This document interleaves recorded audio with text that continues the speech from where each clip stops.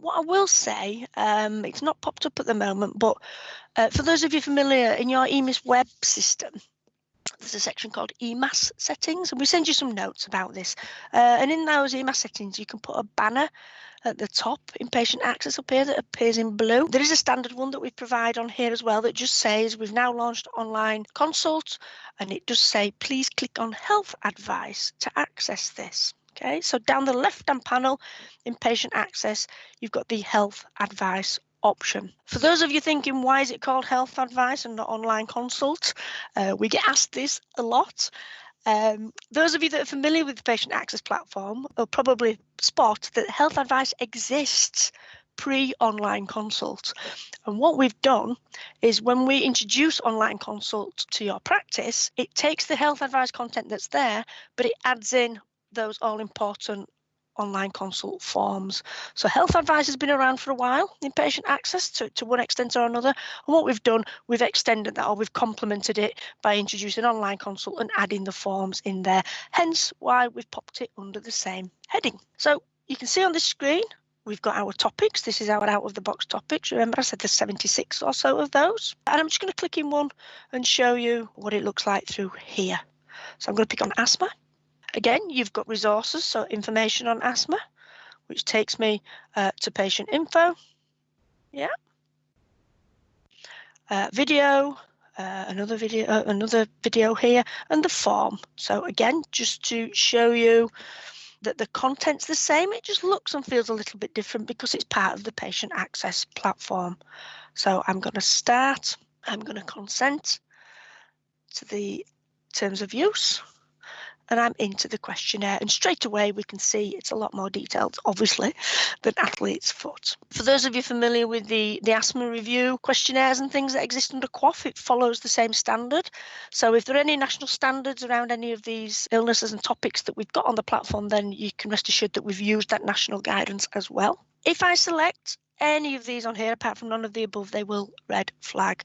Okay, so just to give you an idea, this is what a red flag looks like. My response suggests I've got acute or severe asthma and I may require urgent assessment, and it's directing me to alternative services, and it will again throw me out of the system.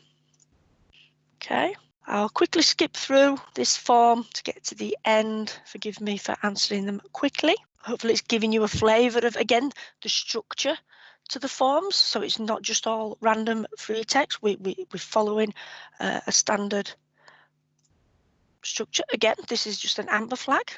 Depending on what I answered, it's giving me some guidance. It's linking me to an asthma action plan.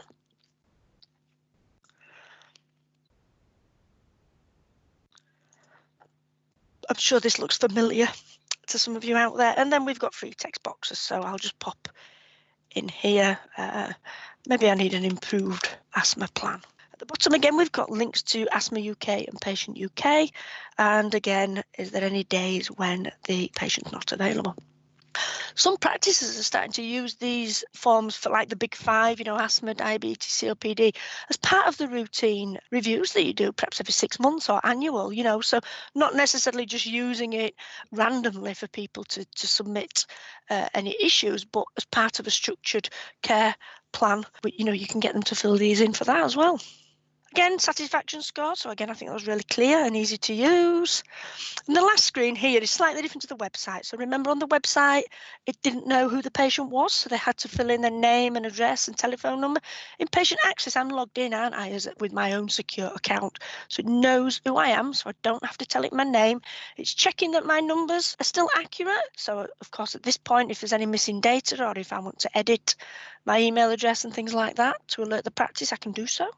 But otherwise, I can click continue. Again, it summarises the responses that I have given, and I click submit at the bottom to send that through. And that again is now on its way into your EMIS Web clinical system. Oh, that banner's appeared now. Look, can you see the blue banner here at the top? We are now offering online help and guidance via self-help tools. Please click on health advice. So that banner is available, and you can edit that in your EMAS settings.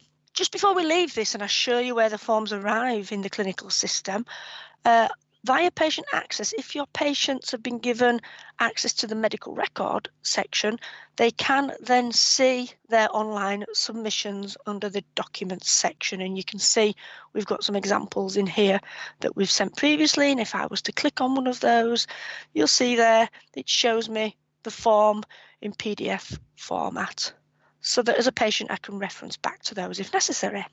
That's the patient journey. I hope that that's given you a good insight for those of you that haven't seen it. I hope it's answered some questions and provided some reassurances of the simplicity and how easy the platform is to use.